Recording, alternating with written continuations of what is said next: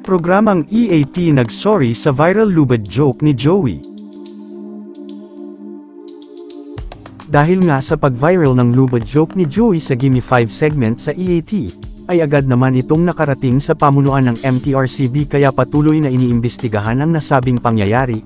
Samantala, kasunod nito ay humingi naman ng tawad ang buong pamunuan ng noontime show na EAT, matapos nga mag-trending ang lubad joke ni Master Henyo Joey De Leon. Sa sulat na ipinadala nito sa Movie and Television Review and Classification Board o MTRCB noong Lunes, September 25, nagpaliwanag ito ng kanilang panig ukol sa pangyayari. We are writing to formally explain an incident that occurred last September 23, 2023, during EAT Gimme 5 segment involving one of our hosts Mr. Joey De Leon. During the said incident, Mr. Joey De Leon suggested lubad or rope as an answer to a question regarding things that may be worn around the neck. He conveyed this verbally in a very brief manner without further actions, elaborations or demonstrations, saad sa sulat na ipinasa ng pamunuan ng EAT.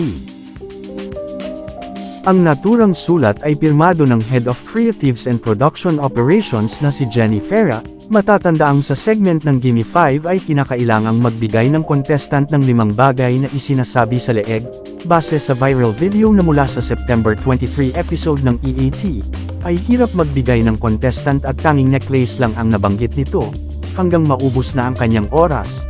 Matapos ay sinabi ni Joey na nakalimutan nitong banggitin ang lubad, nakakalimutan niyo, say ng TV host. Marami sa mga netizens ang nagbigay interpretasyon na may kinalaman sa suicide o pagpapatiwakal na sensitive topic para sa mga manunood, at dahil dito ay humihingi ng sorry ang buong pamunuan ng EAT sa mga na-offend sa sinabi ni Joey.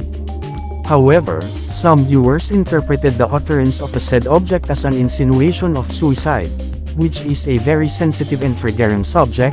In this regard, the whole EAT management is regretful and apologetic to those who were offended by the said utterance, ayon pa sa sulat. Nangako naman ang programang EAT na makaasa ang MTRCB, na makakatulong nila ang programa sa kanilang advokasya sa responsible viewing experience ng publiko. Inaabangan naman ng madlang people ang magiging desisyon ng ahensya ukol sa nangyari.